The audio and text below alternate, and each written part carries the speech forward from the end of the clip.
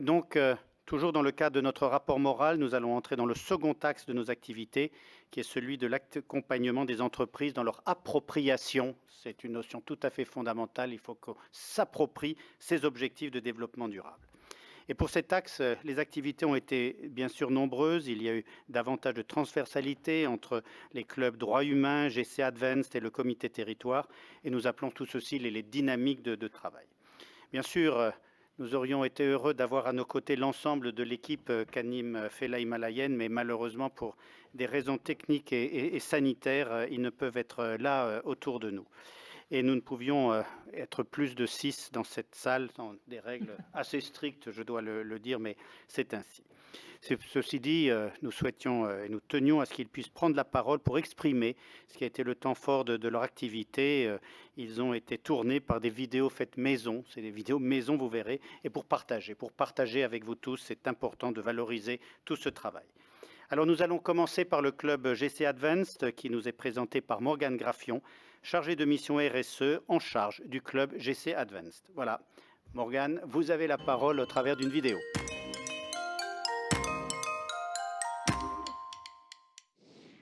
Bonjour à toutes et à tous en cette assemblée générale si particulière. Je voulais partager avec vous ce matin les temps forts côté GC Advanced en 2019. Tout d'abord, le niveau GC Advanced, qui est le plus haut niveau de reporting du Global Compact. Pour la 3e année consécutive, la France est championne du monde avec 117 entreprises concernées. Du côté du club GC Advanced, le groupe de travail qui rassemble 87 membres, nous avons proposé 5 réunions prospectives, notamment sur l'éthique et l'intelligence artificielle ou encore la transparence fiscale, ainsi que 15 revues par les pairs pour challenger ces pratiques. Saluons aussi l'arrivée de Dominique Cambette, nouvelle présidente du club. Elle est responsable développement durable chez Soprasteria.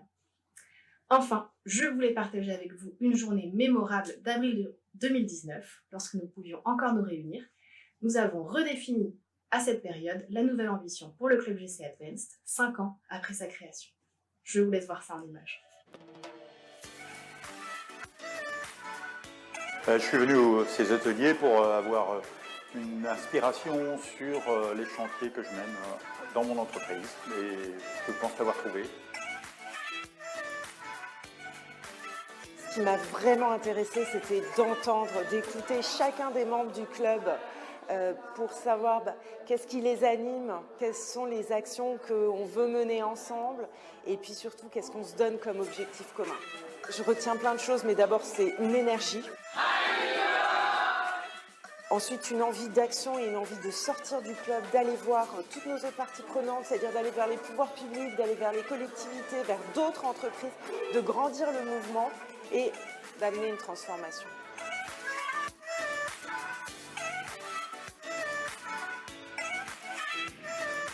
Le club GC Advance, c'est tout ça? Rejoignez-nous.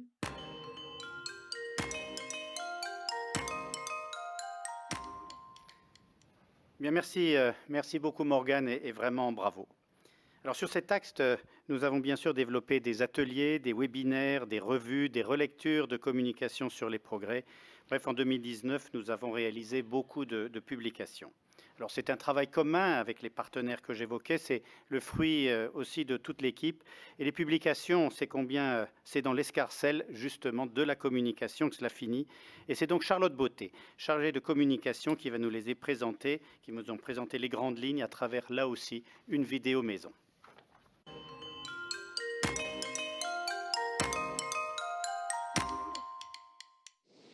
En 2019, le Global Compact France a pris part à l'élaboration de plusieurs publications et outils permettant aux organisations et entreprises françaises de mieux appréhender les enjeux portés par les RSE et le développement durable. Pour la première fois, notre association a réalisé, en partenariat avec PwC France, une enquête auprès de ces entreprises adhérentes pour dresser un état des lieux de leur appropriation des objectifs de développement durable des Nations Unies. Cette publication, baptisée ODD et entreprises françaises en action, sera réitérée chaque année jusqu'en 2030. Le Global Compact France a également contribué, aux côtés de Max Havelaar France, à l'élaboration d'un guide sur la manière dont le commerce équitable peut accompagner la contribution des entreprises aux ODD. L'année passée, une attention particulière a été portée aux TPE-PME, notamment grâce à une publication réalisée par le syndicat de salariés CFE-CGC sur le thème « petites et moyennes entreprises, comment vous différencier grâce aux objectifs de développement durable. Publication à laquelle le Global Compact France a apporté son soutien. Aux côtés de BPI France, du label Lucie et de Belle Évolution, notre association a imaginé un parcours ludique de e-learning permettant aux dirigeants de TPE-PME de découvrir et contribuer aux ODD. Au travers de 7 courtes scénettes vidéo, cet outil permet de découvrir les liens entre enjeux business, ISO 26000 et ODD et d'approfondir ses connaissances via une compilation de ressources utiles pour aller plus loin. En 2019, notre association a apporté son concours à la startup Teach on Mars et à son association Teach on Earth pour la création d'un programme en mobile learning dédié à informer sur ce qu'est le Global Compact des Nations Unies et à sensibiliser aux enjeux inhérents à l'atteinte de l'agenda 2030. Enfin, à l'occasion du 4e anniversaire des ODD en septembre dernier, le Global Compact France a publié un kit de communication à destination de ses adhérents afin de leur permettre de célébrer cet anniversaire et de porter haut leur engagement en faveur de l'agenda 2030. Ils ont d'ailleurs été nombreux à s'en saisir et à en relayer les messages. Dès aujourd'hui, notre association entend bien poursuivre dans cette logique partenariale la parution d'outils et de publications pédagogiques permettant à ses adhérents de s'appuyer sur des exemples concrets pour s'approprier et mettre en œuvre de façon simple et pratique les 10 principes du Global Compact des Nations Unies et l'agenda 2030. Tous ces outils et publications sont à retrouver sur le site internet de notre association www.globalcompact-france.org.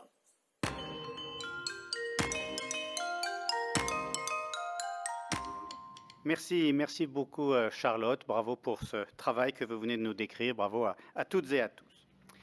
Alors toujours sur l'axe 2, accompagnement, et toujours dans le cadre du club Droits Humains, à côté des classiques revues, il y a une innovation importante qu'Anthony Ratier, responsable Droits Humains, va nous présenter au travers d'une vidéo, et cette vidéo va nous interpeller sur le devoir de vigilance. À vous Anthony.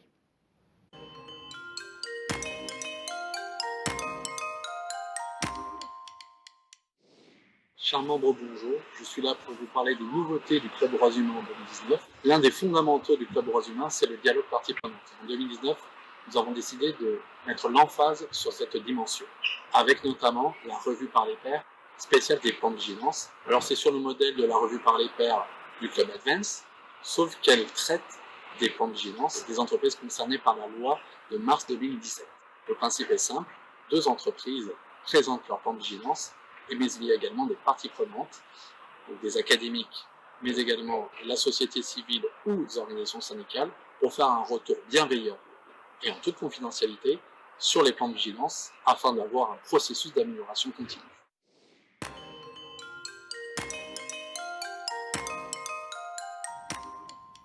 Eh bien, merci beaucoup à Anthony et à tous ceux qui ont travaillé avec lui sur cette importante question. Alors toujours dans l'axe 2, nous avons développé une nouveauté, c'est une expérimentation sur la régionalisation. Et c'est Florian Burel, chargé de mission PME, qui travaille avec le comité territoire, qui va nous la présenter, toujours au travers d'une vidéo maison. À vous Florian.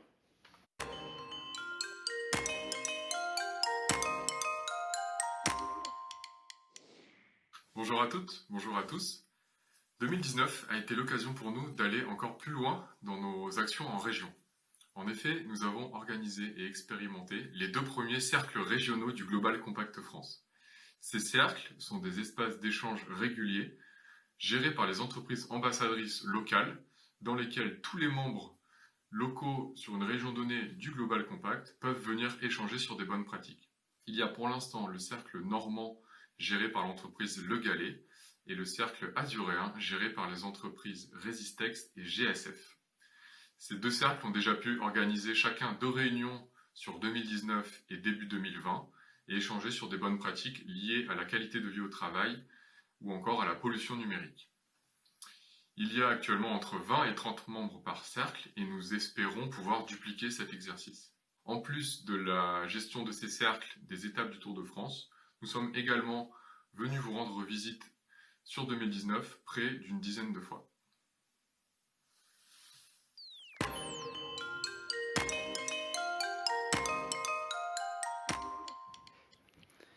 Bien, félicitations Florian, merci beaucoup et j'en profite pour saluer et remercier les entreprises qui portent cet effort et au premier chef Resistex et Le Galet avec tous nos partenaires. Alors je remercie tous ceux qui travaillent à nos côtés sur cette régionalisation, que ce soit en soutenant les cercles, en soutenant le Tour de France qu'évoquait Bruno Duval. Et vous les voyez s'afficher à l'écran. Vraiment, merci à nos partenaires.